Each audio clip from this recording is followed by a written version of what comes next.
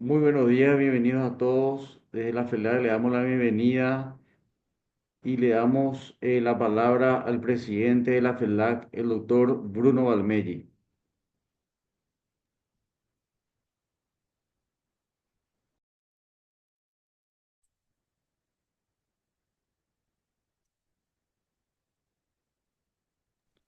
Doctor, tiene la palabra usted, doctor. Tiene ya el micrófono abierto. Adelante.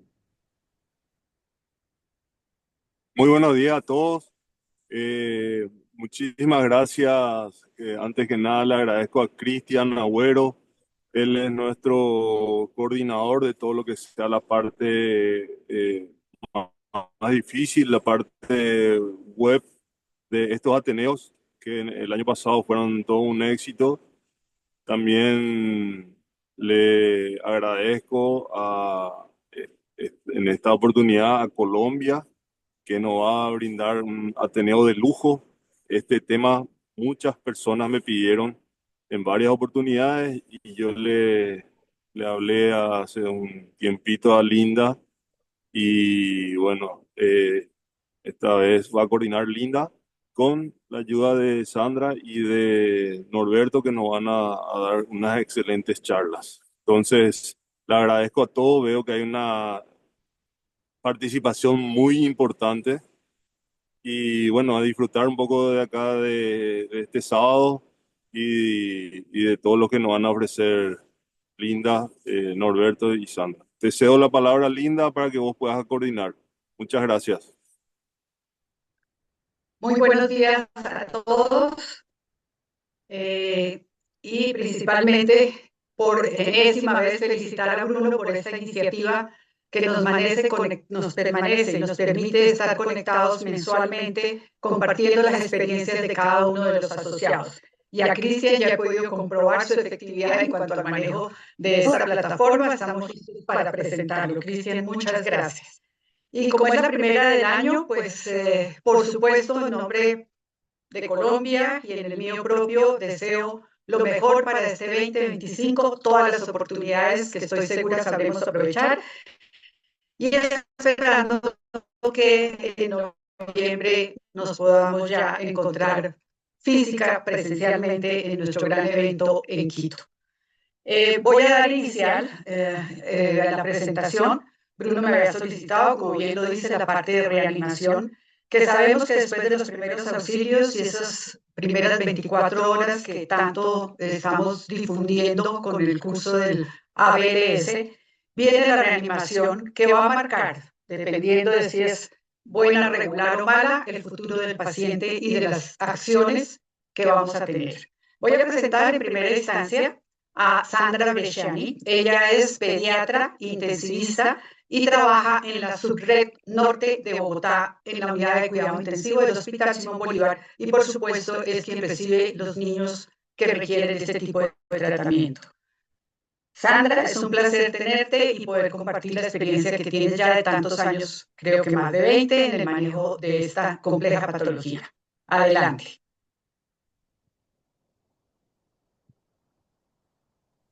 Ahora sí, buenos días. Yo soy pues ya con semejante presentación. Muchas gracias, doctora Linda. Es un placer tener este auditorio para poder expresar algo de nuestra experiencia. Yo trabajo en el Hospital Simón Bolívar de la Subred Norte, que está localizado en Bogotá, Colombia. Eh, no me... ahora.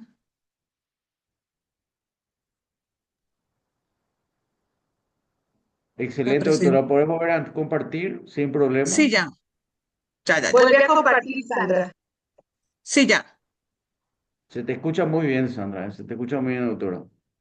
Pero no me pasa Ahí no me está, pasa súper. Ahí está, doctora. no me pasa la filmina. La presentación Abajo a no la me corre. izquierda, abajo a la izquierda, doctora. Tampoco.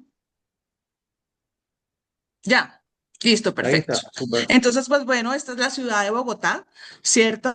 El Hospital Simón Bolívar se encuentra en la parte norte de la ciudad. Este es el Hospital Simón Bolívar, que lleva pues más de 30 años en el manejo del paciente quemado, y nosotros como unidad de cuidado intensivo pediátrico llevamos más de 10 años atendiendo a los niños grandes con quemaduras de proporciones grandes, mayores del 10%, a cargo de nosotros en el Simón Bolívar. Entonces vamos a hablar de unas generalidades que muchos de nosotros pues ya las sabemos, pero el paciente quemado hace parte del cuarto tipo de trauma más frecuente en pediatría.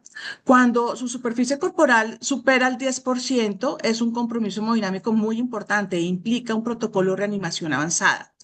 Determinar el porcentaje de la superficie corporal quemada es determinante para poder establecer ese manejo. La reanimación hídrica en las primeras 24 horas disminuye la mortalidad. Es muy importante el manejo de dolor, que no se nos puede olvidar, ya sea en el momento de la reanimación y en el momento de todos los procedimientos a los que van a ser sometidos este tipo de pacientes. La mortalidad en países en desarrollo es de 3,9 por 100.000 casos, que es bastante alta, ¿cierto? De los cuales el 90% de estos accidentes son realizados o son en las casas por accidentes que son absolutamente prevenibles, como es el uso, por ejemplo, del agua caliente, el derramamiento del café, de la leche. ¿Cierto? En Colombia tenemos 1,28 por 100.000 habitantes de mortalidad, que es bastante alta. La mayoría de nuestros quemados vienen de zonas rurales en donde les toca desplazarse por medio terrestre generalmente hasta las ciudades donde manejamos los grandes quemados, perdiendo tiempo importante y generando una implicación en su transcurso y en su evolución.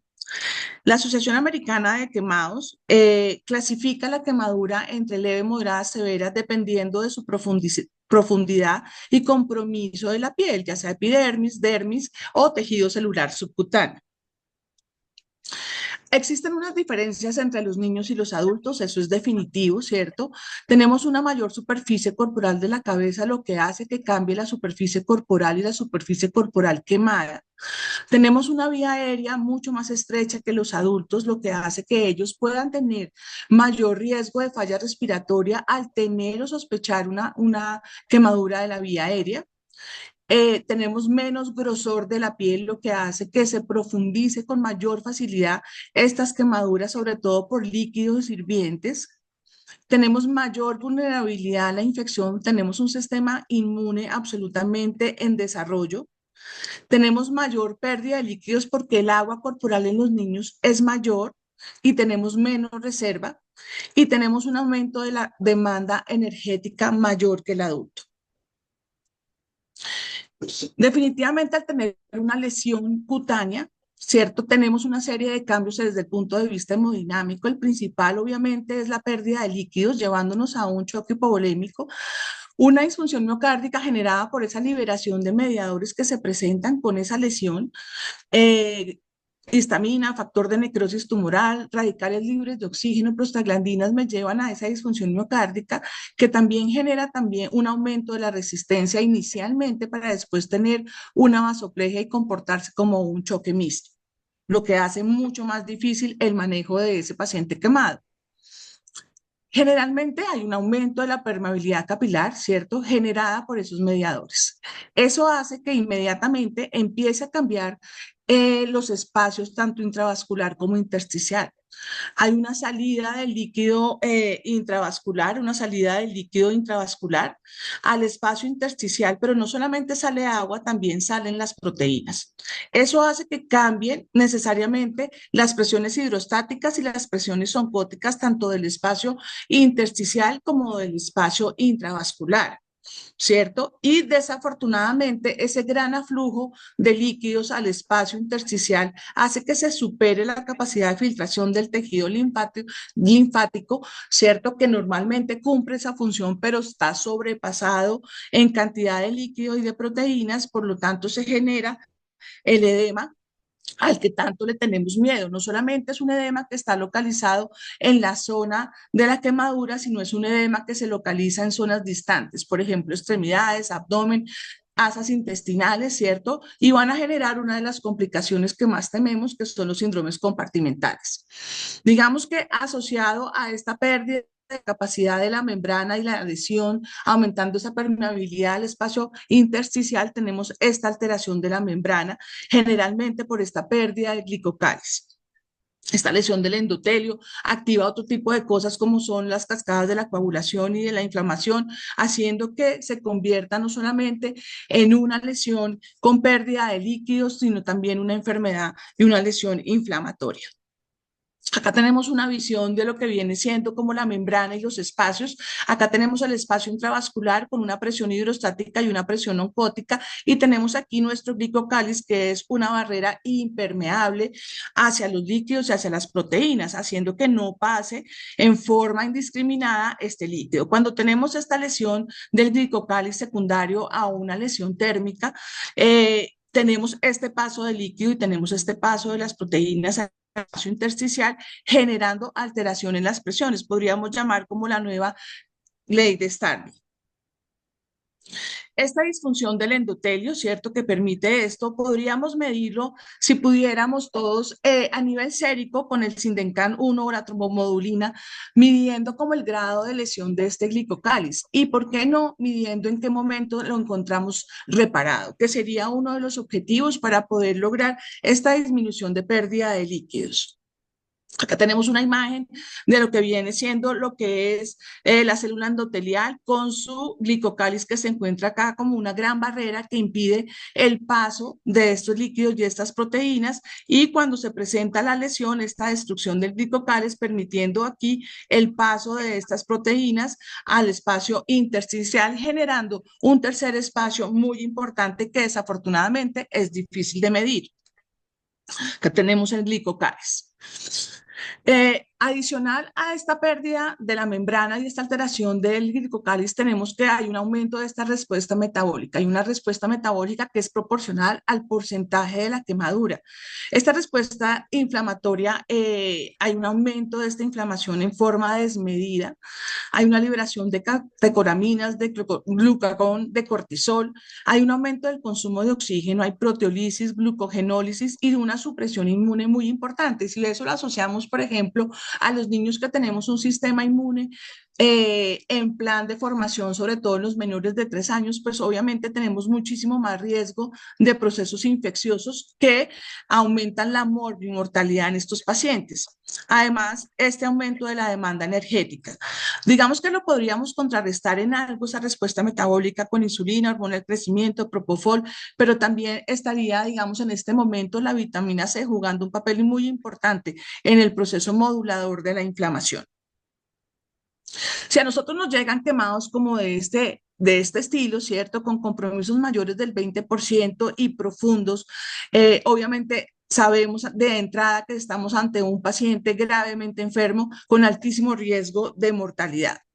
Entonces, ¿cómo lo vamos a enfocar? Tenemos una valoración primaria, una valoración secundaria y tenemos una reanimación continua. Para mí la reanimación no se limita al momento del ingreso y a las primeras 24 horas. Considero que la reanimación continua debe ser permanente en estos pacientes, ya que son pacientes que cambian su estado hemodinámico con muchísima facilidad, sobre todo los pacientes que son llevados a los procedimientos quirúrgicos. Sabemos que los procedimientos quirúrgicos generan sangrado, grandes pérdidas de sangre, grandes pérdidas de líquidos. El paciente se encuentra expuesto, generalmente es llevado y tiene hipotermia. Esto hace que el paciente, cuando llegue a las unidades de cuidado intensivo, es un paciente que nos toca como volver a empezar y volverlo a estabilizar. Por eso digo yo que necesitamos es como una reanimación continua de este paciente. Trae a colación el triángulo de aproximación pediátrica que nos rige a nosotros como pediatras del PALS, ¿cierto? Digamos que para mí tiene un valor importante porque mide 3 cosas importantes que hacen que el paciente pueda morirse con muchísima facilidad si no son tratados. La parte respiratoria, la parte cardiovascular y la parte de apariencia y del sistema nervioso central. Definitivamente, si alguna de estas partes o si las 3 partes, pues obviamente es un paciente que nos alerta y es un paciente que está severamente comprometido. Por eso tenemos que enfocar en esta parte, en estos sistemas. Pero si tenemos en cuenta que estamos hablando de un paciente quemado, que diríamos es el paciente que mayor compromiso multisistémico tiene y de mayor riesgo de mortalidad, Entonces traje esta pirámide como valor inicial. Tenemos la primera parte, que tenemos la oxigenación y la ventilación, ¿cierto? Donde vamos a poner y vamos a vigilar que ese paciente primero tenga una adecuada oxigenación con oxígeno al 100%, que estemos ventilando y tenga una muy buena ventilación. Puse de primeras en la base de esta pirámide el manejo de los líquidos para poder asegurar una adecuada perfusión. Todos sabemos que el manejo adecuado de los líquidos y de lograr una adecuada perfusión es lo que definitivamente me va a cambiar ese pronóstico del paciente, o por lo menos va a ayudar a que tengamos mejor pronóstico y evitar la morbilidad inicial de estos pacientes. Sin embargo, no podemos olvidarnos del manejo del dolor y del manejo del sistema nervioso central. Es muy importante en el proceso inicial y en urgencias o en los momentos de atención inicial de este paciente, el manejo el control del dolor, ya que el dolor aumenta las catecolaminas, aumenta la respuesta hemodinámica y puede llevar a un paciente a una descompensación hemodinámica muy importante. Y el manejo quirúrgico temprano de zonas especiales como por ejemplo de síndromes compartimentales de extremidades o por ejemplo de tórax si tenemos una superficie quemada que comprometa el tórax e impida precisamente esta ventilación. Entonces digamos que ese manejo quirúrgico inmediato de las zonas de emergencia es muy importante también y haría parte de la parte gruesa de la valoración inicial para una valoración secundaria en donde ya tenemos expuesto todo nuestro paciente. Tener en cuenta que hay pacientes, por ejemplo, los niños que tienen accidentes con electricidad, que están a alturas y sufren caídas, es muy importante valorar que si existe o no algún otro tipo de trauma y ver completamente como todas las lesiones que tiene nuestro paciente. Después, una colocación de las sondas. La sonda vesical es súper importante porque la diuresis juega un papel muy importante como un marcador de pronóstico y un marcador de mi reanimación exitosa. Y el manejo de la temperatura. Es muy importante poder controlar la temperatura realizando un cubrimiento temprano de este paciente para evitar que tengamos más descompensaciones. Acordémonos que la hipotermia es un enemigo en la parte de un paciente crítico, ya que conjuntamente con una acidosis, con una coagulopatía o inclusive con trastorno como la hipocalcemia, pues se consideraba antes la triada de la muerte, ahora es el polígono de la muerte, si tenemos en cuenta también los trastornos electrolíticos como el calcio. Digamos que además de esto, tenemos que buscarle siempre a este paciente, si es por un accidente, si es por una explosión, pensar que podemos tener un trauma asociado y es muy importante poder descartar, por ejemplo, un trauma de cráneo severo, tener descartado tener un trauma abdominal cerrado, una fractura, ¿cierto? Porque eso obviamente pues nos aumentaría, sobra decirlo, pues la morbimortalidad. Tomar laboratorios específicos como cuáles, los laboratorios como el cuadro hemático, ¿cierto? Los tiempos de coagulación, muy importante, una creatinina para estar empezando, tomar unos gases arteriales para saber cómo está el lactato y la base exceso. El lactato y la base exceso también son cosas que nos ayudan clínicamente y al lado de la cama del paciente para determinar cómo va nuestra reanimación. En pediatría no podemos dejar de pensar en los niveles séricos de glucosa, ya que los niños tienen menos reserva y también necesitan un nivel adecuado de glucometría, entonces de azúcar en la sangre. Entonces es muy importante que muchas veces los niños, como vamos a ver más adelante, necesitan dentro de sus líquidos de estabilización del paciente quemado un porcentaje de soluciones destrozadas. El ecocardiograma es importante, no es una prioridad uno, no es que debe ser inminente, pero es importante también si lo podemos llegar a hacer para mirar cómo está ese corazón y esa fracción de eyección, que es otra de las cosas que tenemos que vigilar, aunque clínicamente lo podemos hacer y muchas veces desafortunadamente tenemos vendajes o compromiso de toras que haría muy difícil esta ventana. De las cosas importantes para poder determinar el líquido que el paciente de nosotros necesita es poder establecer la superficie corporal quemada. Digamos que hay diferentes formas para poderla establecer, ¿cierto? Empecemos con la escala de Lohn-Browder, ¿cierto? Desde 1944, es exclusivamente para pediatría, para los niños menores de 15 años, en donde tenemos desafortunadamente una variedad en esa superficie, porque la cabecita va a variar sobre todo en los menores de 1 año y en los niños los 5 años, son tamaños diferentes en superficies corporales diferentes. Tenemos la regla de las palmas, en donde el 1%, la palma del paciente corresponde al 1%, es perfecta, por ejemplo, para quemaduras que se encuentran a distancia, no son confluentes, ¿cierto? Y que se encuentran esparcidas. Por ejemplo, cuando les cae el café, hay zonas que están repartidas en las piernitas o en los brazos, entonces nos sirve perfectamente.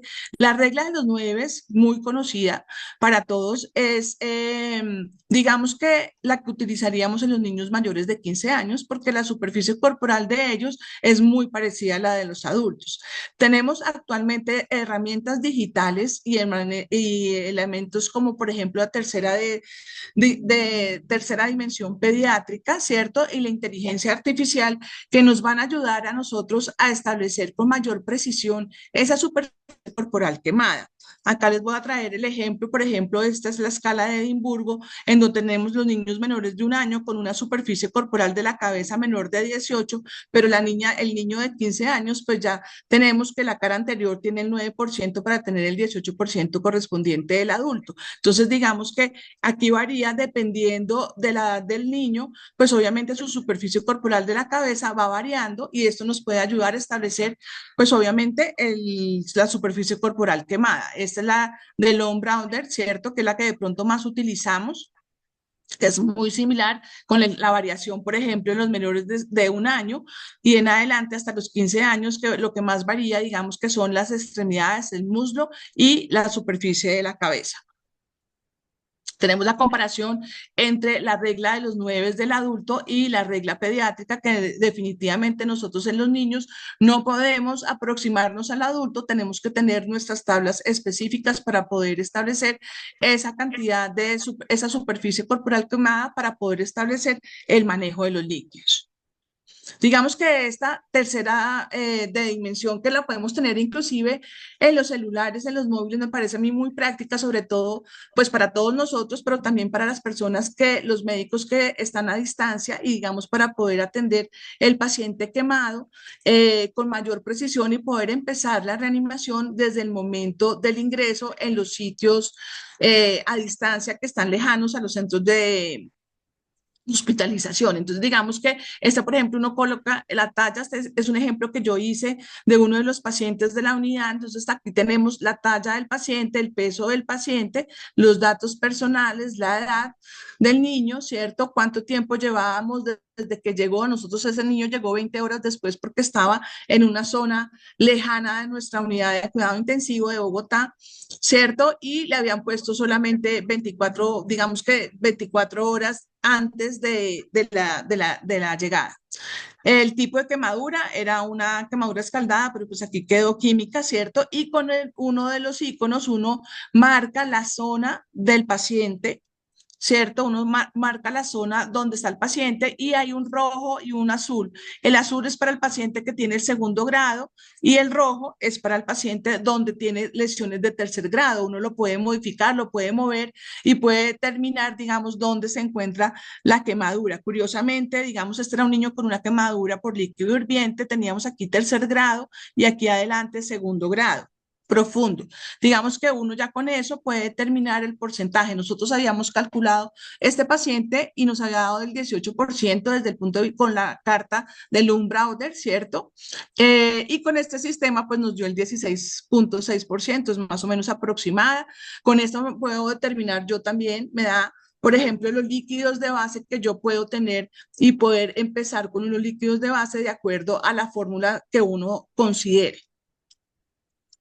Digamos que es una forma más asertiva y muy seguramente con inteligencia artificial pues vamos a tener una forma mucho más estricta para poder determinar la superficie corporal quemada. Entonces, bien, yéndonos hacia la vía aérea, sabemos que los niños hay que vigilar que tengamos una adecuada permeabilidad de esta vía aérea, teniendo en cuenta que ellos pueden tener quemaduras, sobre todo cuando hay quemaduras por fuego, pueden tener quemadura de esa vía aérea y tener incapacidad para mantenerla. Entonces, es muy importante esa permeabilidad. Mantener un oxígeno al 100%, siempre idealmente con una máscara de no reinhalación. La cánula de oxígeno nos da convencional, nos da muy bajita concentración de oxígeno, lo que hace que sea insuficiente para el momento del paciente. Vigilar perfectamente tengamos una adecuada expansión del tórax, porque podemos tener quemaduras como el paciente que les mostré. Tenemos compromiso de ese tórax con una escara bien importante, con una quemadura del tercer grado que nos impida que tengamos adecuada expansión. Vigilar la auscultación es muy importante, porque esos pacientes podemos tener crépitos generalizados, que puede ser un indicador que estemos en sobrecarga hídrica. Saber que cuando tenemos una quemadura de la vía aérea, eso se asocia más a la mortalidad, y decidir cuándo intubar o no. Esta es la pregunta del millón: ¿cuándo vamos a intubar? Entonces, digamos que intubación y no intubación, todavía no tenemos un consenso generalizado, ¿cierto? Las lesiones tempranas de la vía aérea, cuando es vía aérea superior y quemadura de la vía aérea superior, se ven en las primeras 24 horas, ¿cierto? Y cuando tenemos una vía aérea inferior, que generalmente es por el humo, se ve entre las 24 y 48 horas, pero en definitiva, ¿qué hacemos? Entonces, un paciente que tenga edema facial, que tenga quemadura de el pelo, digamos, del pelito, de las cejas, de las pestañas, la nariz se vea como quemada, ¿cierto? La boca se vea con edemas, tengamos estridor, dificultad respiratoria, que podamos, o de pronto tengamos alteración de la conciencia, ¿cierto? O inestabilidad hemodinámica, que sería otra de las causas para poder estabilizar una vía aérea. Pues es un paciente que necesita intubación. Es preferible intubarlo en las primeras 24 horas o en forma inmediata, para poder disminuir el edema, porque muy seguramente si tiene una quemadura en la vía aérea con alguna de estas alteraciones, pues podemos tener una vía aérea difícil. Entonces es preferible hacerla programada y no en emergencia. Desde el punto de vista circulatorio, tenemos que canalizar dos venas periféricas. Yo sé que suena fácil, pero pues a veces en el paciente quemado que tiene unas grandes superficies quemadas es muy difícil. Entonces, si logramos tener una única vena exclusiva buena, pues por ahí podemos empezar la estabilización, mientras que podemos hacer una segunda vena o podemos tener un acceso venoso central. Inclusive en el PAD se menciona que si yo no puedo tener una vena periférica en menos de 90 segundos, debería tener un abordaje intraóseo. Obviamente es difícil, y sobre todo cuando tenemos unas grandes superficies quemadas. Si yo no empiezo los líquidos, pues obviamente eso se asocia a la mortalidad. Por eso es tan importante siempre el poder canalizar, aunque sea un acceso venoso, para poder mantener ese paciente. Los cristaloides son los líquidos de elección, específicamente el lactato de Ringer, que se considera una solución. Hay que tener en cuenta que en pediatría tenemos que pensar en la glucometría, o sea, la concentración de azúcar en sangre, la glicemia, porque muchos de ellos, un porcentaje de estos líquidos, van con solución destrozada. Vigilancia de los signos de hipoperfusión, específicamente la caída del gasto urinario. El gasto urinario es un marcador de perfusión. Y evitar la sobrehidratación y sus complicaciones. Entonces aquí tenemos, por ejemplo, que el balance es muy importante. Tenemos que evitar un paciente hipoperfundido y tenemos que evitar un paciente que esté en sobrehidratación, ¿cierto? Porque esta sobrehidratación nos va a llevar a una serie de complicaciones muy importantes que son catastróficas, como por ejemplo el síndrome compartimental abdominal por un edema de asa secundaria a esa sobrecarga hídrica. El edema pulmonar puede ser también un síndrome compartimental orbital o síndrome compartimental de extremidades, que nos lleve a que el paciente necesite fasciotomías para poder preservar la extremidad. Entonces sí es muy importante mantener este balance. Poquito de historia en cuanto al manejo de los líquidos. Los líquidos tienen variaciones como en casi todas las cosas en cuanto a cristaloides y coloides, digamos que han variado muchísimo. Tenemos, por ejemplo, desde 1931, Blaylock empezó a darse cuenta que los pacientes empezaban a edematizar. En 1942 es muy importante para el manejo de los pacientes quemados, porque es el primer momento en que se considera que el aporte de líquidos va de acuerdo y proporcional a la necesidad de la superficie corporal quemada. Brook, manejo de cristaloides y coloides. Parkland en el 1965, solamente cristaloides. En 1960 tenemos las soluciones hipertónicas para tratar de buscar un aumento de esa osmolaridad a nivel intravascular.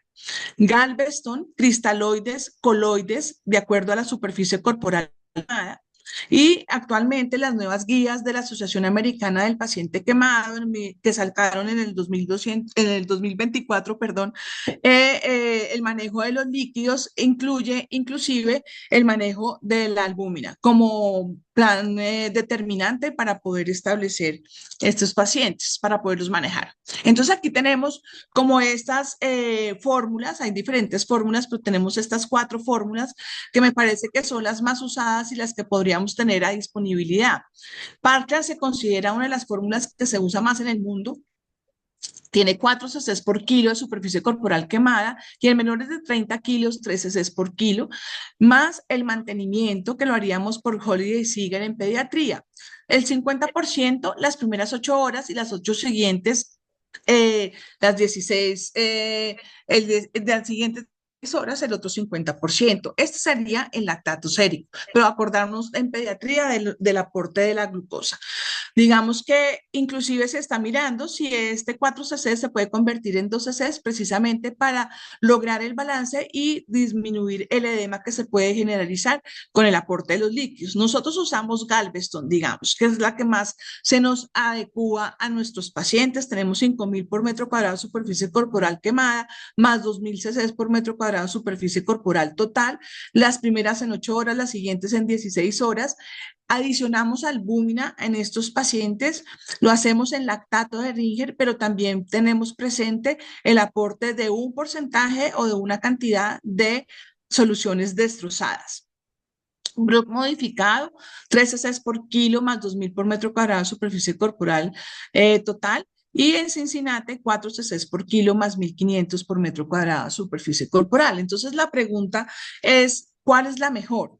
¿Cuál es la mejor fórmula para poder hidratar estos pacientes y mantenerlos? Yo creo que la pregunta que nos tenemos que hacer, estas fórmulas nos pueden servir para una partida, para un inicio, ¿cierto? Pero lo que nosotros nos tenemos que preguntar es lograr un enfoque por objetivos. El enfoque por objetivos estaría dado por una estabilidad hemodinámica de nuestro paciente, por una presencia de gasto urinario, se considera de acuerdo a toda la bibliografía que se revisó. El gasto urinario es el marcador de una reanimación exitosa por encima de 2 cc o de 1 a 2 cc por kilo. Digamos que es muy importante tener esta vigilancia de este gasto urinario. Lo mismo que el lactato sérico, que es un indicador de hipoperfusión, y la base exceso en los gases arteriales, digamos, para poder tener una estabilidad, digamos, si adicionamos además la tensión arterial, la frecuencia cardíaca. Obviamente la tensión arterial en pediatría inicialmente no es un indicador de hipoperfusión porque la hipotensión es un hallazgo tardío, pero por ejemplo, la presencia de este gasto urinario con la reanimación. Utilizar ¿qué soluciones? Pues lactato de Ringer como solución balanceada. Está en discusión y en estudios próximos el uso del Plasma-Lyte. Utilizar albúmina dentro de la reanimación. Ya hemos expuesto lo que hace, qué pasa con el glicocálice y la membrana. Ahorita les voy a dar como ese tipo de, el por qué usar la albúmina y la dextrosa al 5% dependiendo de los niveles de glucosa en sangre de nuestro paciente pediátrico. Inclusive en pediatría, dependiendo de la extensión, por ejemplo, en niños que tienen un compromiso menor al 10%, se habla de utilizar solamente líquidos de mantenimiento sin necesidad de utilizar mayor cantidad e inclusive de reanimación con líquidos orales para estos pacientes que tienen un porcentaje menor del 10%. Todo esto con tratar de evitar lograr el balance entre la hidratación y evitar la sobrehidratación. ¿Por qué el uso de albúmina? El estudio que aparece aquí, digamos, en este de Burns del 2024, pues definitivamente el uso temprano de la albúmina en las primeras 24 horas disminuye este volumen de líquidos. Obviamente, al mejorar esa presión oncótica en el espacio intravascular va a hacer que se pierda menor cantidad de líquidos al espacio, que haya menor fuga del espacio intravascular y el intersticial. Entonces, pues podríamos disminuir esa cantidad de líquidos que ese paciente necesita, pero además una de las cosas más importantes y tal vez por la que viene mi segunda pregunta acá es estabiliza el endotelio y ayuda a la reparación de glicocálice. Entonces, disminuyendo, digamos, ese flujo a nivel de la parte inicial. ¿Cierto? Entonces, disminuyendo esta morbimortalidad. La pregunta es, durante solamente las primeras 24 horas utilizaríamos albúmina y pongo a colación y pongo al auditorio a que me ayude a contestar o solamente o durante toda la reanimación que se encuentre en este paciente, es decir, mientras que dure toda la inflamación.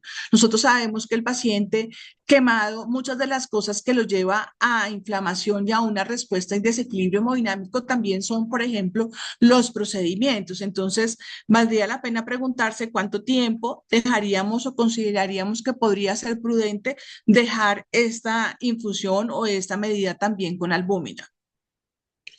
La respuesta inadecuada a los cristaloides. También tenemos pacientes que no necesariamente van a responder con los cristaloides si tenemos en cuenta que tenemos diferentes tipos de shock. Tenemos un paciente con un shock distributivo asociado por la producción de mediadores, ¿cierto? Con una vasoplegia que también puede estar generando problemas y también una disfunción miocárdica en este paciente. Entonces, digamos, hay un momento en que si ya tenemos un adecuado manejo de cristaloides, sabemos que los líquidos están bien, digamos que están controladas como las áreas de las pérdidas, pues muy seguramente este paciente si sigue con una disminución del gasto, sigue taquicárdico, con una tensión arterial limítrofe, pues muy seguramente con un lactato de pronto aumentado o una base exceso también aumentada, pues un paciente que podría necesitar algún tipo de presores como la noradrenalina, vasopresina, inhaladores como la dobutamina o el mirrinone, ¿cierto? Y considera las altas dosis de vitamina C de 33 miligramos por kilo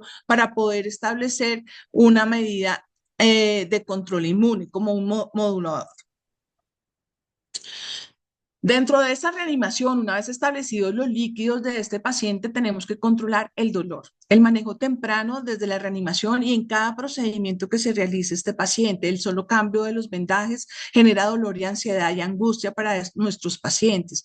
Esto genera unas consecuencias físicas, fisiológicas e inclusive estrés postraumático que tenemos que poder controlar. Existen diferentes escalas. Una de las escalas es el manejo de la escala de confort para poder establecer ese control del dolor y poder saber si nuestro paciente lo tenemos controlado. ¿Cómo lo podemos controlar? Pues manejo medicamentoso con medicamentos, con acetaminofén, opioides, benzodiazepinas, dexmedetomidina, ketamina, son medicamentos que podemos utilizar durante las curaciones y poder controlar o dejarlo por horario para poder tener un paciente con control del dolor. Acá tenemos la escala de confort, ¿cierto? Tiene 30 puntos, varía de 6 a 13 si es un dolor leve, de 14 a 20 si es un dolor moderado y 21 a 30 si es un dolor grave. ¿Qué me mide? Si el paciente se encuentra alerta, está ansioso, está irritable, si está calmado, agitado, si tiene llanto, movimiento, digamos, moviliza las extremidades en forma, en desorden, tono muscular, digamos, está hipertónico, ¿cierto? Y la tensión facial, es muy importante esto. Inclusive se habla de la realidad virtual durante los procedimientos para disminuir la ansiedad de estos pacientes y hacerlo mucho más grato para ellos. La evaluación secundaria, evaluación del área quemada, es muy importante realizar el cubrimiento. Este cubrimiento hace que se disminuya la pérdida de líquidos, se pierdan menos electrolitos y menos líquidos y nos ayude a ese control hemodinámico de nuestro paciente. La decisión de escarectomías o fasciotomías en el momento del ingreso y plantear el procedimiento y el manejo quirúrgico, porque vamos de la mano del proceso de cuidado intensivo con el proceso quirúrgico, va de la mano para poder lograr la evolución satisfactoria de nuestro paciente. Las ondas de colocación de las ondas, la nasogástrica, necesidad de recordar que los pacientes quemados tienen un hilio y a veces en este momento temprano necesitamos descomprimir la cámara gástrica, mantener una adecuada temperatura y evitar la hipotermia a como dé lugar y reposición de electrolitos. Estos pacientes no solamente pierden agua y proteínas, también pierden sodio, potasio, fósforo, calcio. Entonces es fundamental para poder estabilizar esa parte hemodinámica el tener un control de electrolitos y poder hacer la reposición adicional a los líquidos de estos electrolitos. Para pensar Entonces, el uso de menor cantidad de líquidos, modificar nuestras fórmulas que tenemos, la de Parkland bajarse a 12 kilo, no sé, utilizando el 41, eso utilizaríamos el 41% menos de líquidos, obviamente sin arriesgar la perfusión. El uso de albúmina para mejorar ese glicocálice en inflamación. ¿Por cuánto tiempo? Mientras exista la inflamación, eso es una de las cosas como a considerar. La respuesta a la reanimación debe ser logrando nuestros objetivos, específicamente manteniendo un gasto urinario adecuado. Entonces, un paciente que yo le tengo que asegurar un gasto urinario y poderlo controlar, son cosas que son fáciles de hacer, que es a nivel al lado de la cama del paciente. Es un paciente que implica que uno siempre está al lado de él vigilándolo.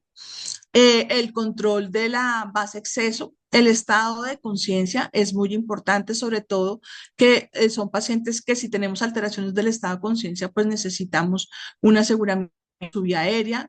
El lactato, un indicador de hipoperfusión, la tensión arterial, la frecuencia cardíaca, mantener una adecuada oxigenación, ventilación y un gasto cardíaco. Conclusiones claras, pues determinar el estado, la extensión y la profundidad son fundamentales para poder tener los líquidos que necesitamos, manejar la oxigenación y la perfusión, o sea, colocar oxígeno en forma adecuada, ya sea oxígeno de alto flujo, ya sea tenemos una máscara de no reinhalación o cánulas de alto flujo actualmente en nuestros pacientes, o una intubación para poder asegurar una vía aérea y lograr estas metas. El manejo de los líquidos, fundamentales, pero sobre todo no es una fórmula solamente para las 24 horas, es una reanimación continua. Permanentemente tenemos que estar vigilando la parte hemodinámica y la parte de hidratación de nuestro paciente, el uso de cristaloides, de coloides para este paciente. El cubrimiento del área quemada es fundamental, eso hace que el paciente evolucione mucho más rápido, que tengamos menos pérdidas, manejo de dolor y de ansiedad y mantener la reanimación continua. Muchas gracias para poder lograr que los niños puedan volver a su casa. Es un trabajo de equipo y un trabajo arduo y difícil. Muchas gracias. Bueno, Sandra, pues no dudaba de la calidad de tu presentación y has logrado en muy poco tiempo, porque 20 minutos es algo demasiado escaso para algo tan complejo como la reanimación en el niño quemado y sobre todo que ha sido muy concisa en puntos muy concretos, paso a paso, el cómo hacer esa reanimación, dejando algunas preguntas. Y vale la pena señalar que cuando finalice Norberto también vamos a abrir el espacio para que haya preguntas. Ya hay unas para ti que las formularemos al final. De nuevo, felicitaciones, Sandra. Excelente tu presentación. Muchas gracias. Muchas gracias, doctora. Y a continuación voy a presentar al doctor Norberto Navarrete. La mayoría de ustedes pues, lo conocen en la federación. Cuando estábamos hablando del título que se le iba a dar a cada una de las presentaciones, Norberto me mencionó el que se pusiera en la de él, Bye Bye Parkland. Y pues precisamente tiene que ver también con lo que tú mencionabas, que vamos a discutirlo seguramente al final, o sea, hasta dónde Parkland va a seguir o por el contrario se va a disminuir. Sandra, por favor, puedes dejar de presentar para que se ponga la presentación de Norberto. Y Sí, paso a presentar a Norberto.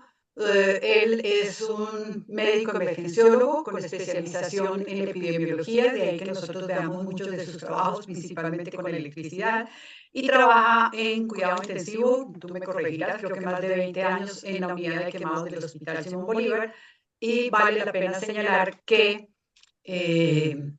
Norberto, digo, en la unidad hay 12 camas exclusivas de cuidado intensivo para adultos. Eso pues ya nos coloca en una línea del trabajo tan importante que realiza Norberto. Bienvenido, Norberto, y esperamos tu excelente presentación. Y siento que no te hubiera dejado el bye bye de Parkland. Listo. ¿Me escuchan bien? Perfecto. Sí. Listo. Entonces vamos a empezar para tratar de no pasarnos del tiempo de la hora de la actividad académica. Entonces, lo hemos definido en la charla como nuevos esquemas de reanimación hídrica. Primero que todo, agradecido por la invitación de FELAC y por haberme dado la oportunidad la doctora Linda para presentar esta presentación. Entonces, estoy por mi celular, he pedido que me ayuden con las diapositivas, entonces me van a escuchar que voy a estar diciendo que la siguiente, por lo que estoy precisamente de turno de trabajo aquí en el hospital. Entonces, por favor, la siguiente. Entonces, esto es a lo que estamos enfrentados nosotros día a día con respecto a el manejo de los pacientes adultos quemados. Y tenemos que tener una visión integral de un paciente traumatizado.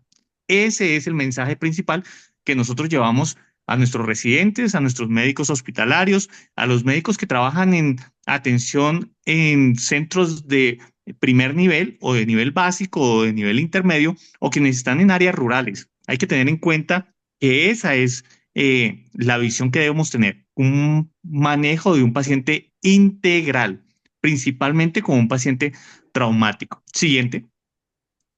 Entonces, ¿por qué hacemos énfasis en este aspecto?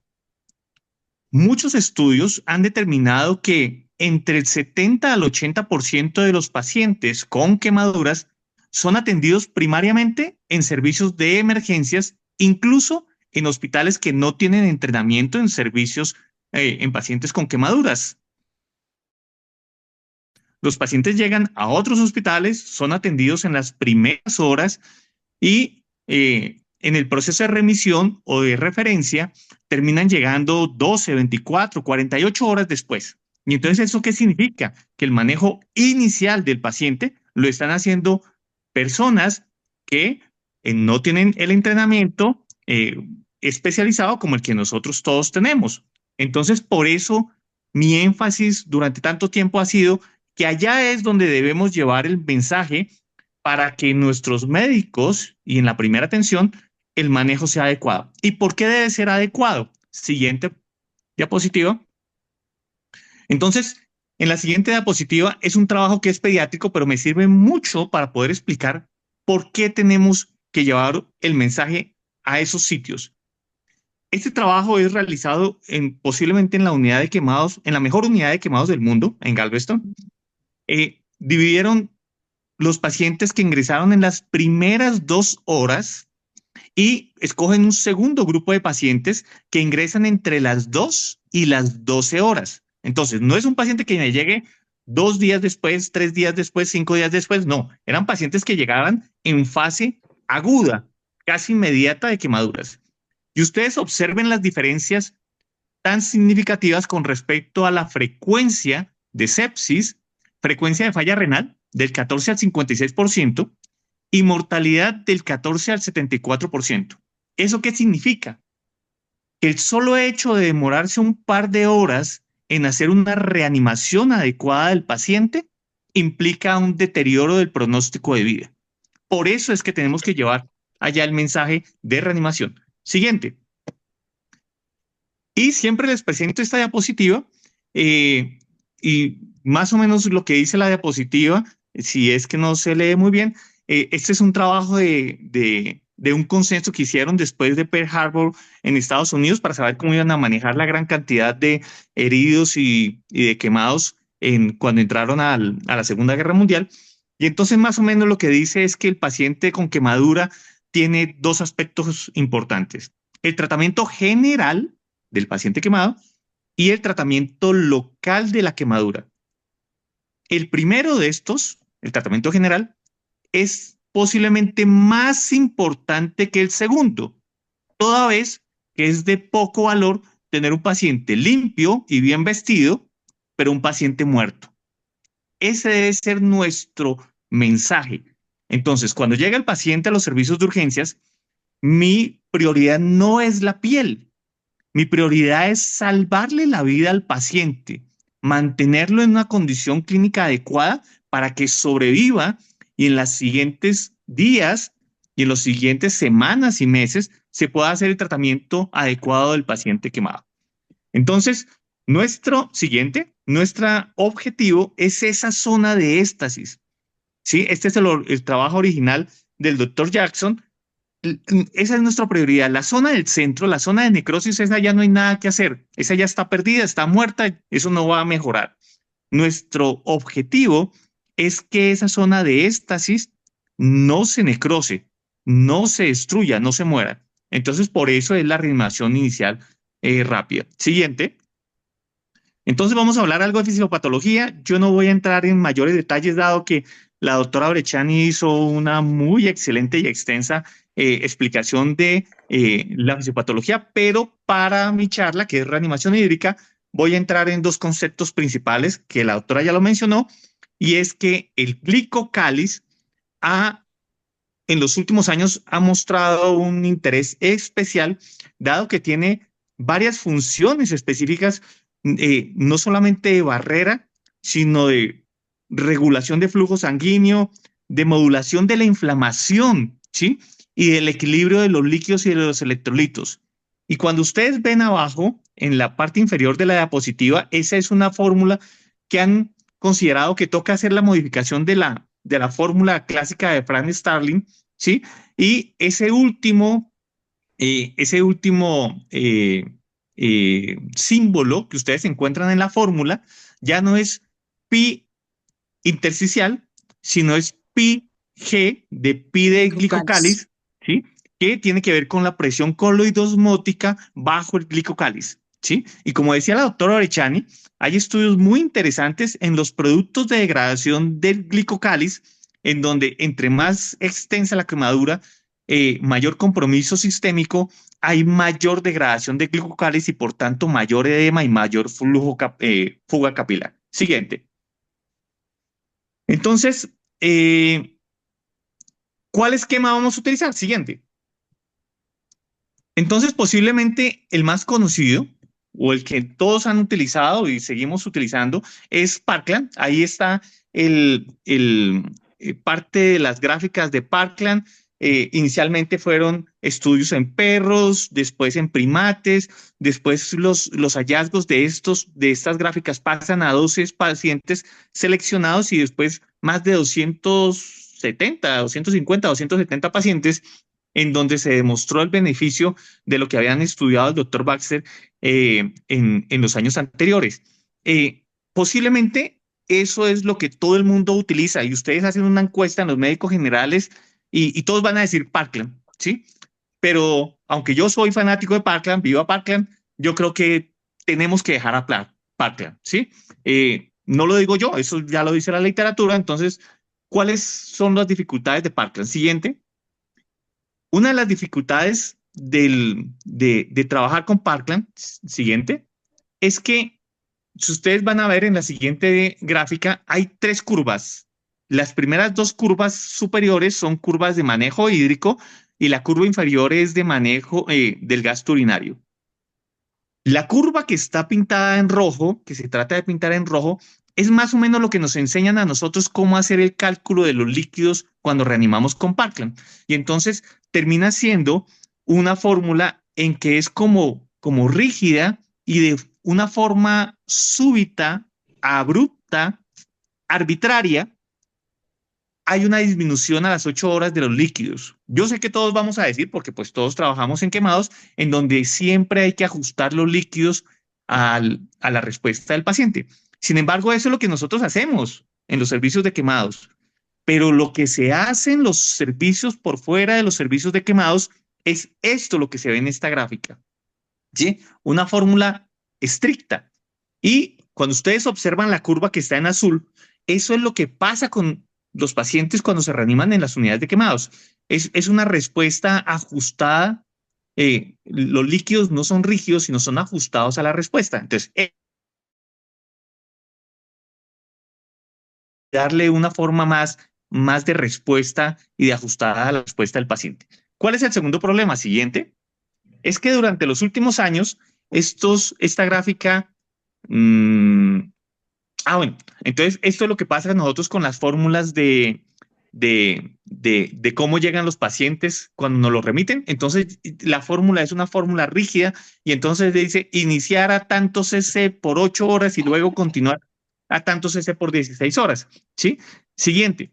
Y lo que han demostrado los estudios es que desde hace mucho tiempo, con Parkland termina uno siempre administrando mucho más. Entonces, cuando uno termina iniciando reanimación con Parkland, 4cc termina administrando 5,8, 5,9 cc por kilo para área de superficie corporal en las primeras 24 horas, a diferencia de iniciar con un valor mucho más bajo que termina uno cercano a Parkland.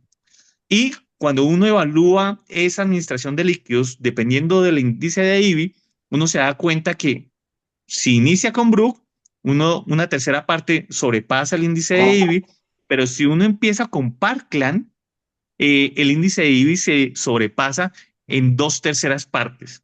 Entonces, reanimar con Parkland es alto riesgo de sobrereanimación. Entonces, siguiente. ¿Cuál es la recomendación? Entonces, bueno, esto es el estudio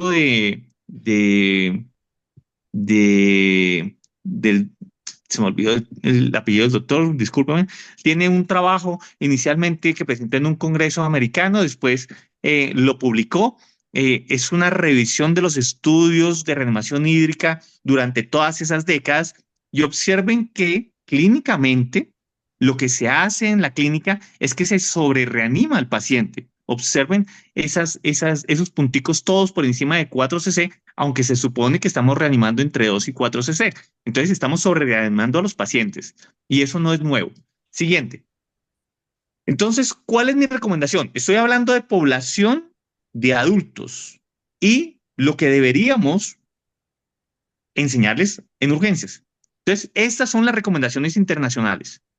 Las recomendaciones internacionales es, para adultos mayores de 14 años, deberíamos iniciar reanimación con 2cc por kilo para área de superficie corporal. Eso es lo que dice ABLS, lo que dice la Asociación Americana desde hace más de 7 años, no Parkland. Ahora, ISBI todavía tiene la recomendación entre 2 a 4, con las guías en las que muchos de nuestros compañeros y colegas de América Latina participaron. Siguiente. Entonces, mi humilde recomendación es que desde el 2010 el grupo de Brook, no a cargo, sino liderado en ese momento por el doctor Chong, generaron una fórmula muy sencilla para reanimar al paciente. Y la fórmula se llama la regla de los 10. ¿Cómo es? Pacientes entre 40 y 80 kilos. Lo que uno determina es rápidamente un área de superficie corporal y la multiplica por 10. Así de sencillo. Entonces, si vamos a ahorita mostrar unos ejemplos, área de superficie corporal por 10. Cuando ya estamos en la valoración secundaria, cuando ya descartamos cualquier trauma potencial que pueda llevar a la muerte al paciente. Siguiente. ¿Sirve la fórmula? Sí. Ellos hicieron un estudio modelado y encontraron que cuando se utiliza esta fórmula, se termina administrando entre 2 a 4 cc por kilo por área de superficie corporal en las primeras 24 horas en un 87.8%. Entonces, en la gran mayoría le pega la recomendación. Ahora, si ustedes ven la gráfica, la mayor cantidad de población se acerca a 2cc, a Brook. Por tanto, no estamos evitando sobre reanimar al paciente, porque la gran mayoría se acerca a 2cc. Siguiente. Entonces vamos a hacer 2 ejemplos rápidos, ¿sí? El primer ejemplo, ustedes van a encontrar los datos al lado derecho de la tabla. Entonces un paciente de 78 kilos cumple con el criterio de entre 40 a 80 kilos y el área de superficie corporal quemada es del 33%. Entonces, ¿qué se hace? 33 se redondea a un valor menor o mayor, entonces en este caso se redondea a 30 y se multiplica por 10. A eso le inician la tasa de infusión de reanimación del paciente. Así de sencillo, ¿sí? No tienen que dividir la mitad y mitad y que ya pasaron tantas horas y que le pusieron un bolo. No. En pacientes entre 40 y 80 kilos, área de superficie corporal por 10. Siguiente ejemplo. Entonces, el siguiente ejemplo son los mismos datos en un paciente de 93 kilos con 57% de área de superficie corporal. Siguiente. Y entonces, ustedes observan la tablita y entonces, entre 40 y 80 kilos, el paciente de 57% se redondea a 60 por 10, 600. pero el paciente pesa 93 kilos. Entonces, por encima de los 80 kilos, por cada 10 kilos de peso adicional, vamos a sumarle 100 cc. Entonces, en este caso, el paciente tenía 600, se le suman 100, entonces se va a administrar 700 cc. Esa es la tasa de infusión inicial de reanimación. Entonces es mucho más sencillo, lo pueden aprender más fácilmente cualquier persona que esté trabajando en el área de salud, incluyendo personal prehospitalario, personal de enfermería, personal médico en entrenamiento. Es más sencillo y además quita esa rigidez de que es que durante las primeras 8 horas tengo que administrar ese volumen, esa tasa de infusión y no la puedo modificar como pasa habitualmente. Siguiente. Entonces, ahorita la discusión, o siempre fue la discusión, lactato versus albúmina. Hace mucho tiempo los que me conocen saben que veníamos haciendo una barra impresionante a la albúmina. Creemos que tiene sus beneficios y ahora claramente ya están confirmados. Entonces, posiblemente uno de los estudios que nosotros utilizábamos siguiente en poder demostrar información válida con respecto al beneficio de la albúmina era este estudio de un metaanálisis que demostraba, tiene unos inconvenientes en el sentido en que, aunque las primeras gráficas que ustedes ven arriba no muestran al parecer un beneficio real, lo que hicieron fue un estudio de sensibilidad en donde quitaron algunos estudios de alto sesgo, y entonces con los estudios de menor sesgo mostraban que la mortalidad disminuía en 1R a 0.34, que es muy bueno, y el síndrome compartimental lo disminuía a 0.19. Entonces, este es uno de los estudios que yo siempre muestro para demostrar que la albúmina tenía desde hace su buen rato su nicho. Como lo decía la doctora, salieron las guías en diciembre del manejo de resucitación en el choque del quemado. Y entonces, en términos generales, paciente por encima del 20% de área de superficie corporal, adultos, la albúmina debemos empezarla a utilizar después de las 12 horas, ¿sí? Ya es como mandatorio. Entonces, ya no es lactato versus albúmina, no, es lactato con albúmina. Con albúmina, ¿listo? Y por lo menos, si nosotros vamos a iniciar albúmina, deberíamos utilizarlas en las segundas 24 horas. Entonces, entre 24 y 48 horas. La albúmina mejora el volumen intravascular, disminuye la cantidad de líquidos que le administramos al paciente y mejora la diuresis, ¿sí? La fuerza de recomendación es mucho mejor en grandes quemados. Entonces, si yo tengo un paciente un 20 o un 30 y está funcionando o está respondiendo, pues posiblemente no es necesario. Pero entre un paciente entre un 40 y un 50, definitivamente deberíamos utilizarla. Ahora, albúmina de rescate. La albúmina de rescate la utilizábamos precisamente entre 12 a 16 horas, pero ya la vamos a utilizar en las siguientes 12. Ahora, posiblemente es cuando ese paciente no está respondiendo, los marcadores de perfusión están deteriorándose. Entonces, en ese paciente sí deberíamos también considerarla en forma temprana. Administremos siempre, iniciemos 2 cc por kilo, ¿sí? Siempre, no Parkland, 2 cc. Si me preguntan a mí, regla de los 10, siempre titular la respuesta, y las guías no tienen una recomendación específica de la vitamina C, dado su diuresis osmótica, entonces hace perder el objetivo terapéutico de la diuresis. Y lo segundo es que adicionalmente tienen sus complicaciones a través de la nefropatía por oxalato de calcio.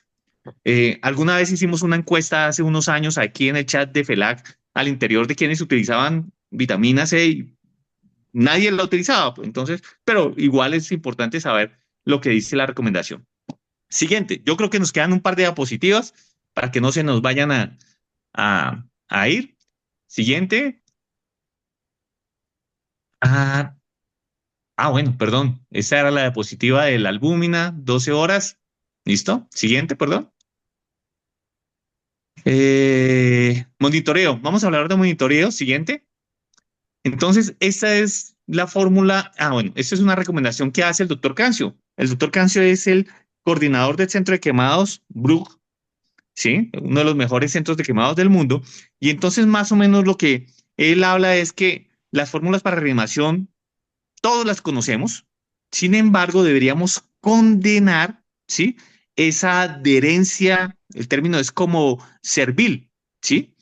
De una tasa de infusión de líquidos sin que se ajuste a la respuesta fisiológica. Entonces, esa línea rígida que les mostraba en la diapositiva, en una diapositiva anterior, eso es lo que debemos cambiar. Siguiente. Y entonces, creo que viene algo que nos pasa y que así nos llegan los pacientes. Este era un paciente con un traslado de 10 horas de una zona rural de Colombia que nos llegó a nuestro servicio y entonces la persona que lo traía me decía, es que doctor, la fórmula de Parkland dijo que era tanto cc por kilo y entonces a eso lo traía. Decía, pero mira la orina como la traes, ¿sí? Y eso es lo que ha orinado en 10 horas. Hace 8 horas deberían haberse modificado la administración de líquidos. Y entonces eso es lo que tenemos que cambiar. ¿Y qué tenemos que cambiar? Pues tenemos que monitorizar. Siguiente, para evitar que los pacientes lleguen en choque del quemado y que lleguen con complicaciones tan severas como esta. El bicarbonato le sale al paciente en interrogación y un pH 6,8. No hay nada que hacer. No tengo nada que hacer aquí en mi institución, ni en Galveston, ni en Brook, ni en ningún otro sitio del mundo. Este paciente lamentablemente falleció y tenemos que evitar que pase entonces todo lo contrario. Siguiente, y es lo que ustedes ya conocen de la sobrereanimación del paciente. Entonces tenemos que evitar esos dos extremos. Siguiente, entonces no es la mejor, tiene muchos críticos, pero sigue siendo una herramienta valiosa ajustar los líquidos de acuerdo al gasto urinario. Siguiente, hay muchas otras metodologías, ¿sí? Hay metodologías como por ejemplo estas asistidas por computador. La siguiente, les traje un trabajo que no es reciente. Bueno, esta es por ejemplo la forma, una forma en que nosotros debemos enseñarles cómo ajustar los líquidos. Miren que todas las charlas, incluso el ABLS dice, ajuste los líquidos de acuerdo a la respuesta del paciente, pero no les enseñamos cómo. Entonces lo que tenemos que hacerles es mostrarles algo sencillo para que ellos puedan tomar decisiones en el manejo del paciente. Y lo que yo creo que es más fácil, y creo que es lo que más se utiliza ahora, es el protocolo de Utah, que dependiendo de un volumen de diuresis, ajustamos la tasa de infusión. Siguiente. Entonces esto es lo que, en términos generales, les tengo esta diapositiva a mis estudiantes y a mis residentes, deberíamos empezar el cálculo de la tasa de infusión con regla de los 10, sencillo, evaluar signos vitales y objetivos clínicos. Ahí hay otros objetivos clínicos como pH, base, exceso, lactato, perfusión clínica del paciente, ecografía que nosotros hacemos, pero lo importante es que ellos sepan que dependiendo de la diuresis, ¿sí? Verde si está en el objetivo, amarillo si se altera un poquito o rojo si está muy alterada, los objetivos, se aumenta o se disminuyen los líquidos de acuerdo a la respuesta del paciente. Siguiente. Creo que ya nos quedan como 2 diapositivas o 3. Este es un estudio de un sistema de soporte de decisión computarizado. Miren que es del 2011, ¿sí? Nos lleva mucho tiempo. Lo que les traían en la gráfica es que el sistema de computación o cualquier ayuda adicional que nos pueda hacer tomar una decisión mejora resultados. Y entonces, en la gráfica, ustedes observan en la gráfica superior lo que era la clínica previa, ¿sí? De lo que hacían los pacientes. Esto es en el Instituto Brook. Ahí está el doctor Chung. Y el sistema de decisión que lo crearon ellos les mejoró la tasa de infusión. Entonces, disminuyen los líquidos que se administran y en la gráfica de abajo, que es el gasto urinario, lograron que durante más tiempo, en horas, se lograra el objetivo urinario que se esperaba. Entonces, disminuye esa alta variabilidad y logra unos mejores objetivos. Siguiente. Entonces, aquí está, por ejemplo, las tablas de cuánto era lo que se administraba. Entonces, en el volumen, ustedes ven, por ejemplo, la gráfica C, las primeras dos columnas, ahí está la comparación entre lo que se administraba antes, que era 6.5 cc por kilo por área de superficie corporal, versus con el nuevo sistema bajaron a 4.2, ¿sí? Entonces, funciona, ¿sí? Ahora, siguiente. ¿Cuál es el futuro? Antes decíamos hace 15, 18 años, albúmina. Ahora, esto salió hace unos días, miren, febrero 18, si no estoy mal, decía una nueva fórmula de resucitación y por eso fue que le pusimos este título siguiente. Y no es tan nueva, ¿sí? Entonces, este es un trabajo de Carolina del Sur, ¿sí? Del grupo de uno de los centros de quemados de Carolina del Sur. Y entonces lo que hicieron fue evaluar la experiencia de ellos del 10 al 14, del año 10 al 14, con 4 cc con Parkland. Después pasaron a otro protocolo desde el 15 al 17, que bajaron la cantidad de líquidos ajustada a un peso no ideal, sino ellos hacen una fórmula y utilizaban plasma fresco congelado de rescate. Y el último protocolo de ellos disminuyeron aún más la cantidad de líquidos y ahora utilizan plasma fresco en todo paciente que ingresa al servicio y después utilizan plasma fresco de rescate dependiendo de la respuesta del paciente. Y cuando ustedes comparan, siguiente, dale un clic. Entonces no, entonces era el anterior, perdón. Los pacientes tuvieron menor mortalidad. Miren, observen la columna inferior, la de Parkland allá abajo, era un 20% y con el nuevo esquema bajaron a un 3.5% la mortalidad de los pacientes, ¿sí? Y eran pacientes con quemaduras por encima del 30% en este estudio y un porcentaje muy importante de lesión por inhalación. Entonces disminuyeron la cantidad de líquidos, disminuyen la falla renal, disminuyen la mortalidad. Siguiente, ¿es raro reanimar con plasma? No. Esos son solamente 4 ejemplos de 4 instituciones que su protocolo de reanimación utiliza plasma fresco congelado. Y es que el beneficio es que en los estudios comparativos entre cristaloides con albúmina y reanimación con cristaloides y plasma, el plasma evita el daño del glicocálix. Hay una menor cantidad de productos de degradación del glicocálix. Y entonces, estos son 4 ejemplos y los resultados son buenos.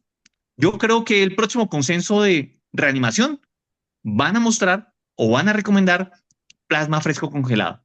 Primero, porque disminuye la fuga capilar, disminuye la cantidad de líquidos, no empeora la falla renal, no empeora o no se presentan otras complicaciones.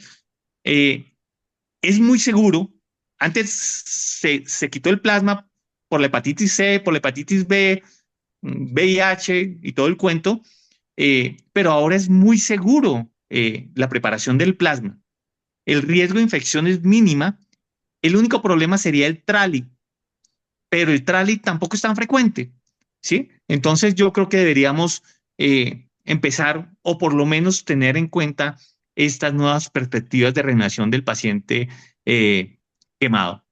Nada, mis conclusiones entonces, por tanto, en la reanimación urgente, en urgencias de los pacientes con quemaduras, grandes quemados, la siguiente, podríamos hablar de un par de conclusiones y es que APH y urgencias son fundamentales. Nosotros podemos seguir trabajando en los servicios de quemados, pero necesitamos llevar el mensaje a los servicios de urgencias, allá en donde depende el pronóstico de los pacientes. Parkland es sobre reanimación. No debemos utilizar Parkland, no debemos recomendar Parkland, deberíamos dejar de hablar de Parkland. Soy fanático de Parkland, pero Parkland se debe utilizar es para la evaluación de lo que se hizo, ¿sí? No para iniciar la reanimación de los pacientes. Debemos utilizar Bruch modificado o regla de los 10 ajustar la tasa de infusión a la evolución clínica, darles herramientas a los médicos para que tomen esa decisión. Ya no es considerar albúmina, por eso entonces les escribí ahí en toda reanimación mayor, después de las 12 horas, y monitorizar y evaluar constantemente al paciente quemado. Y la última diapositiva que siempre es, nada, sigamos trabajando en prevención para, ojalá en algún día, evitar y disminuir las tragedias que vemos día a día en nuestro servicio. Bueno, muchas gracias, muy amables.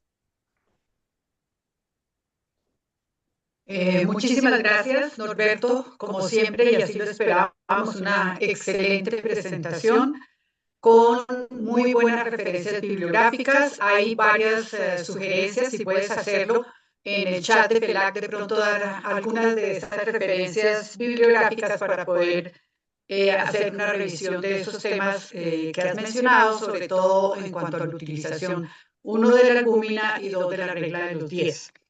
En resumen, yo creo que creo que no se pusieron de acuerdo en sus presentaciones, ambos, tanto la doctora Briciani como Norberto Navarrete, están alineados en la necesidad de reevaluar Parkland. Definitivamente, lo que tú decías, bye bye Parkland, está muy bien sustentado y de ahora en adelante debemos reconsiderarlo. Dos, en la necesidad de la utilización de la albúmina también, pues para pacientes que indudablemente son extensamente quemados.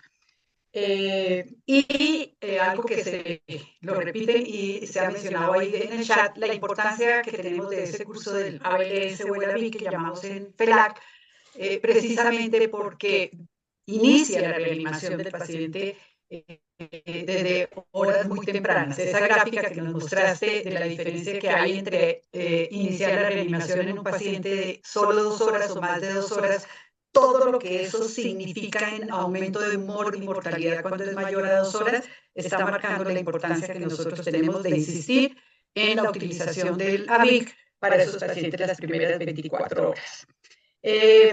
Hay dos preguntas, un par de preguntas. Una para Sandra, dos para Sandra, en cuanto a la aplicación que mencionaste para el cálculo de líquidos, si esa aplicación es gratis o si se tiene que pagar para calcular esa parte de reanimación. Esa aplicación es gratis. Pues yo la bajé y la verdad no me cobran nada, es gratis. Y pienso que puede ser útil en zonas distantes a la ciudad, ¿cierto? Nos puede ayudar muchísimo. Sí, es gratis. La segunda pregunta, ¿la vitamina C por cuánto tiempo se maneja? ¿Solo las primeras 24 horas o mucho más tiempo? Yo creo que la vitamina C se debería utilizar una vez podamos tener establecido bien un gasto urinario adecuado. Ya tenemos un gasto urinario adecuado, tenemos buena perfusión, se puede dejar durante todo el proceso de inflamación del paciente. Inclusive no necesariamente tiene que ser endovenosa, puede ser oral, cuando podamos empezar una vía oral para el paciente. Y ya cuando es vía oral la dan por mucho más tiempo, ¿verdad? Exactamente, se puede dar mucho más tiempo para el proceso de inmaduración y de cicatrización, sí señora. Bueno, perfecto. Para Norberto, la pregunta es, bueno, hay muchas dudas porque es algo nuevo, es una herramienta o una fórmula que hay que manejar, la de la fórmula de los 10, que por favor si puedes enviar esa fórmula por escrito en FELAC y la referencia bibliográfica. La pregunta concreta es, ¿por cuánto tiempo se aplica esa fórmula? 1, y 2, ¿a cuánto tiempo se reevalúa? Porque si algo vemos en las fórmulas, y por eso yo dudo mucho cuando en el ABIC mencionamos, no, y después de las 16 horas aplique tanto, eso yo creo que nunca se cumple. O sea, el paciente precisamente si lo estamos vigilando y controlando, esas 16 horas siguientes de esa fórmula nunca se cumple. Estoy absolutamente convencida, no sé si hay algún estudio en donde compare eso y se mencione, dice, no estamos cumpliendo esas 16 horas siguientes porque el paciente lo estamos controlando hora a hora y estamos modificando y ajustando con ese principio de inicie con esto y si es necesario aumente o disminuya, pero por lo general se va ajustando. Entonces, Norberto, ¿cuánto tiempo y al cuánto tiempo recalculas la fórmula de los 10?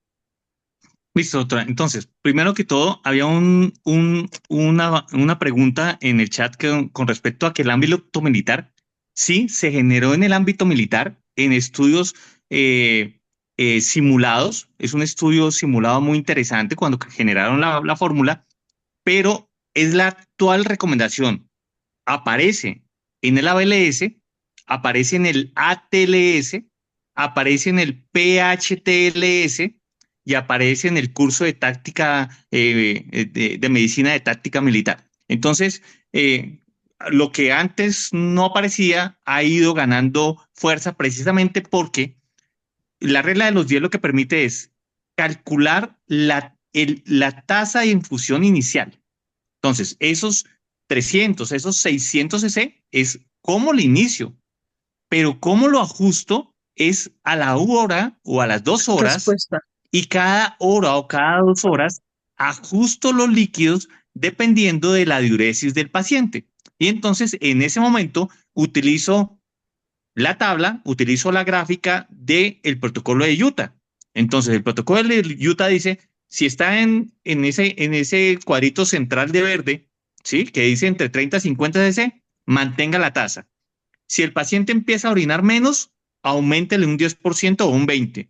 Si el paciente está orinando mucho más, entonces disminuya un 10 o un 20%. Entonces, eso es lo que nos permite ese gráfico, esa toma de decisión con el protocolo de Utah. Entonces, el regla de 10 es solamente para el cálculo de la tasa inicial. De ahí en adelante, a las 2 horas, esa fórmula ya se perdió, porque o ya se le subió o ya se le bajó a la cantidad de líquidos al paciente. Y así, cada hora o cada 2 horas, de ahí en adelante, mientras se hace la reanimación hídrica del paciente, por lo menos durante las 24, 48 horas, cada 2 horas deberíamos estar ajustando los líquidos de los pacientes. Perfecto. Y otra pregunta adicional por parte mía.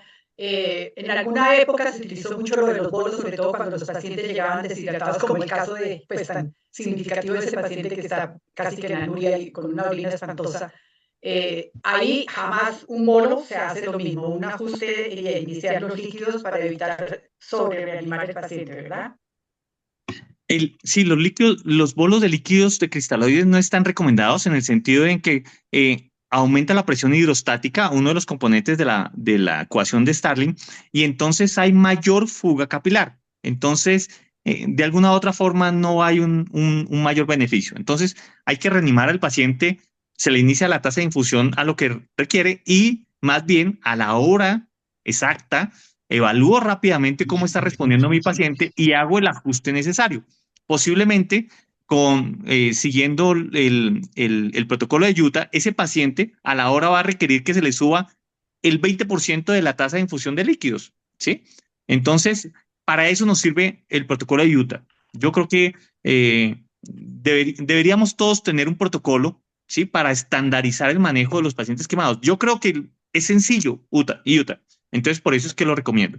Pero pues hay otros adicionales que se pueden utilizar. Bueno, muchas gracias Norberto, de nuevo muchas gracias Sandra y de nuevo muchas gracias a FELAC por abrirnos este espacio. Y pues sí, nos pasamos un poquito, pero definitivamente es un tema, uno, que es apasionante y dos, que marca el futuro del paciente quemado. Muchas gracias a todos. Bruno.